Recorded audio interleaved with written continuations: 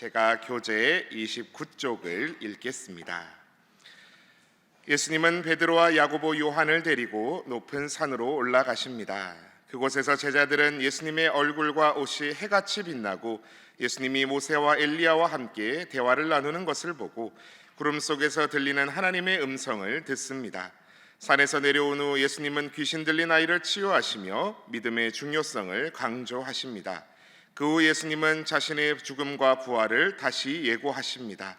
그리고 성전세에 대한 질문을 받으시고는 물고기 입에서 동전을 구하게 하셔서 세금을 지불하는 기적을 행하십니다. 어제 우리가 읽었던 마태복음 16장에서는 베드로가 예수님을 그리스도심을 고백하며 또 예수님께서 처음으로 자신의 죽음과 부활에 대해 예고하십니다. 그러므로 오늘 17장에서의 변화산 사건, 예수님의 얼굴이 해같이 빛나며 그 옷이 빛과 같이 휘어진 사건은 단순한 기적 사건이 아니라 예수님의 죽음과 부활, 즉 우리를 구원하실 메시아이심을 선명히 드러내는 사건입니다. 오늘 1절 말씀 주목해 보십시오. 엿새 후에 예수께서 베드로와 야고보와 그 형제 요한을 데리시고 따로 높은 산에 올라가셨더니, 2절입니다. 그들 앞에서 변형되사 그 얼굴이 해같이 빛나며 옷이 빛과 같이 휘어졌더라. 아멘. 예수님께서 높은 산에 올라가셨다.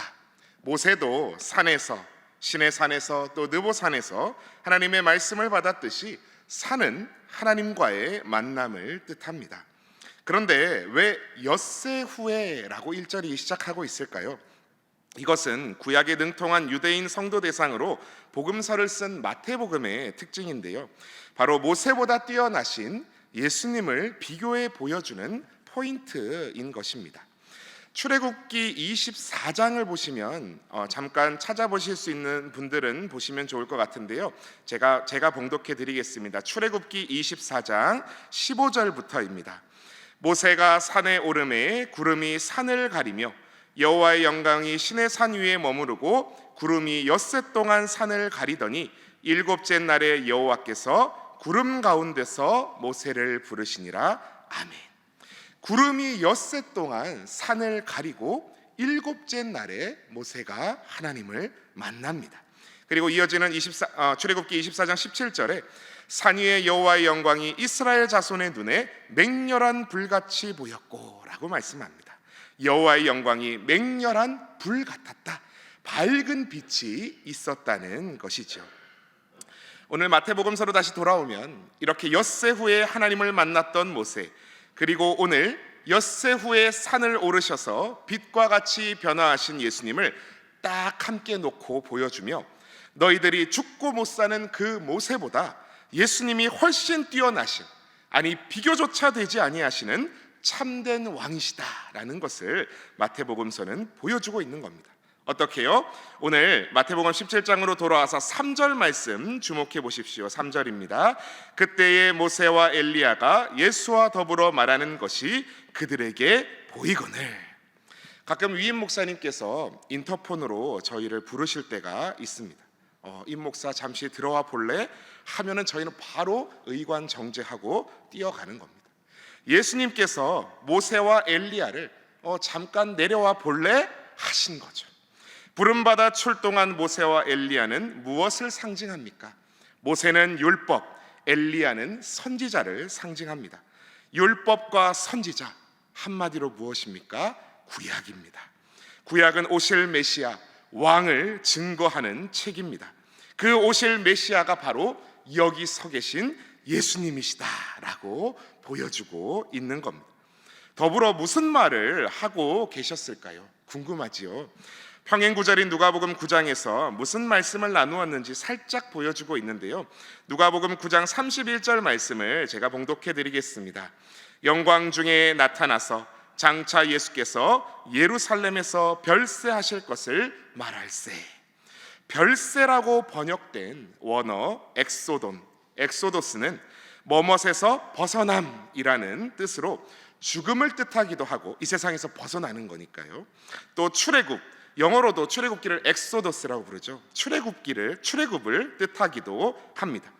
즉 예수님의 죽음, 십자가의 사역이 출애굽과 같이 온 인류를 향한 구원 사역이심을 보여줌과 동시에 모든 구약과 율법이 또 선지자가 그것을 지원하고 있음을 오늘 이 한 장면으로 대체해서 보여주고 있는 겁니다.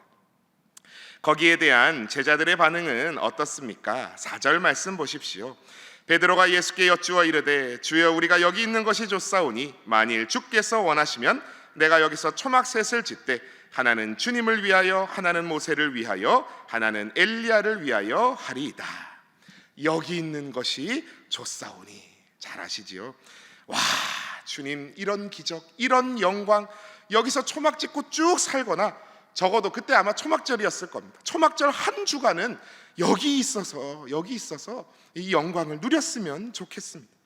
예수님은 앞으로 십자가 구원 사역으로 나아갈 것을 바라보시며 또 제자들에게 그 비밀을 알려주고 계신데 제자들은 그저 그 단편적 영광에만 취해 거기 주저앉으려 합니다.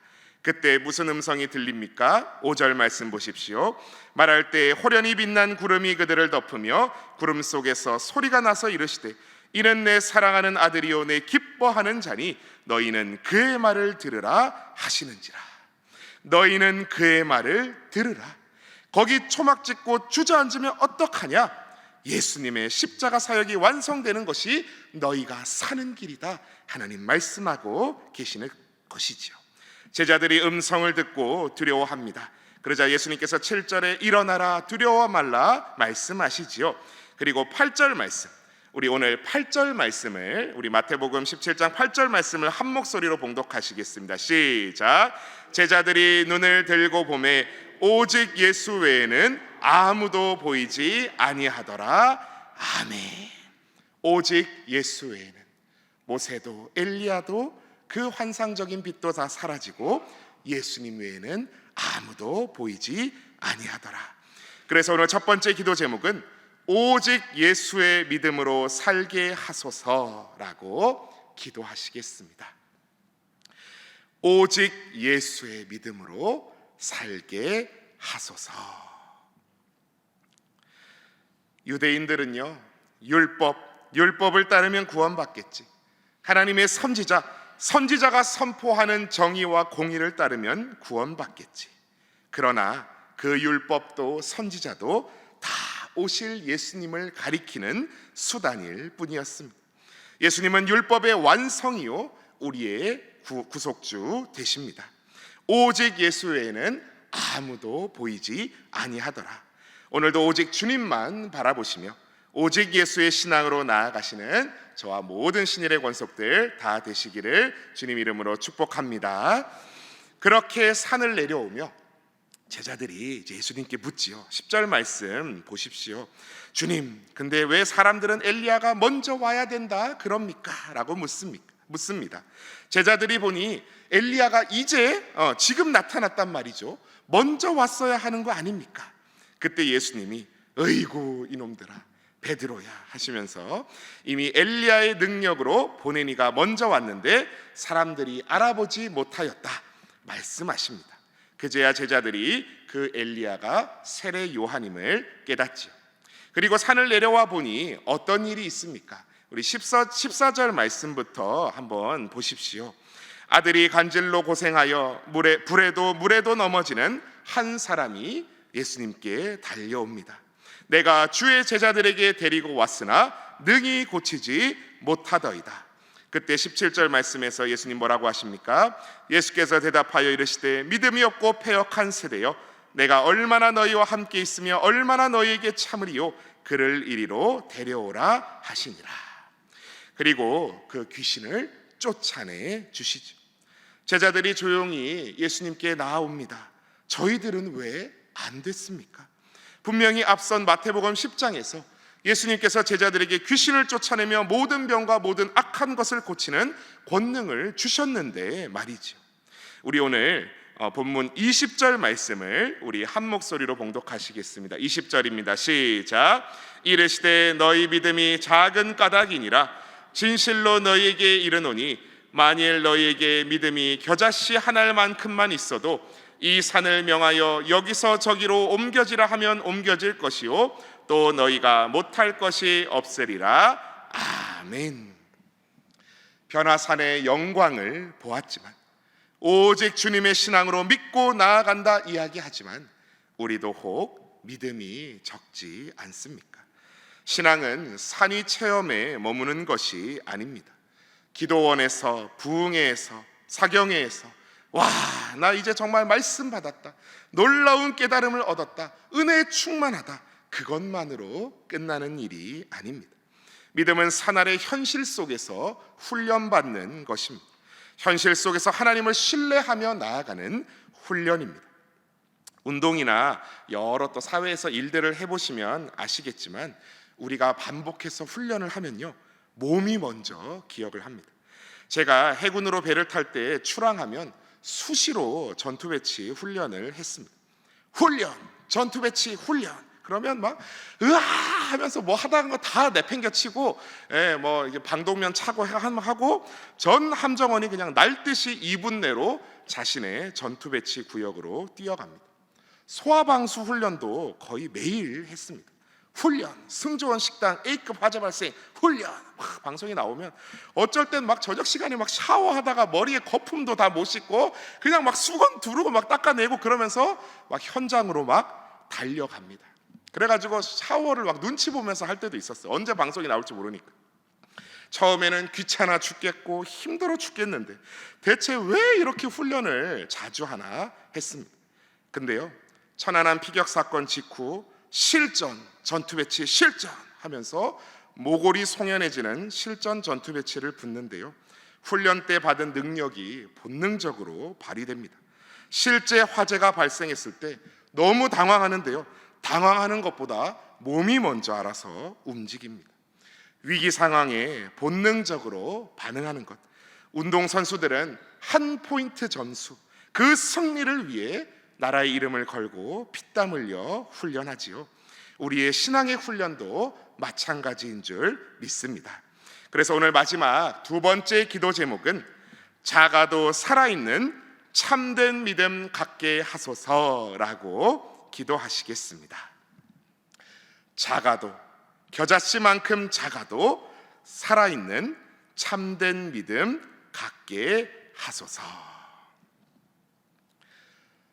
겨자씨만큼 작을지라도 우리의 삶 가운데에서 주님 안에서 연단받아 살아 꿈틀대는, 참으로 하나님만을 바라보며 신뢰하며 나아가시는 그러한 생생한 믿음으로 주님 마음을 기쁘게 해드리시는 저와 여러분 다 되시기를 축복합니다.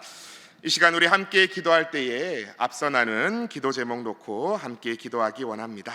첫 번째로는 오직 예수의 믿음으로 살게 하소서 기도하시고, 두 번째로는 작아도 살아있는 참된 믿음 갖게 하소서 기도하여 주시고, 내일도 거룩한 주일 되도록 기도해 주시고, 말씀 선포하실 위임 목사님 위해서, 또 준비하며 나아가는 모든 직분자들 신일 깔끔히 위해 기도해 주시고, 주일 오후 조혜련 이웃초청 토크 콘서트 가운데 많은 믿지 않는 영혼들 나올 수 있도록, 함께 할 수 있도록 기도해 주시고, 또 오늘 새벽 기도에 있을, 새벽 기도회 이후 있을 항존직 임직 예정자 교육 위해서 기도하여 주시고, 우리 모든 또 각자의 기도 제목 놓고 우리 주님 이름 외치며 함께 이 시간 기도하며 나아가시겠습니다. 주여 믿습니다. 주여 믿습니다. 주여 믿습니다.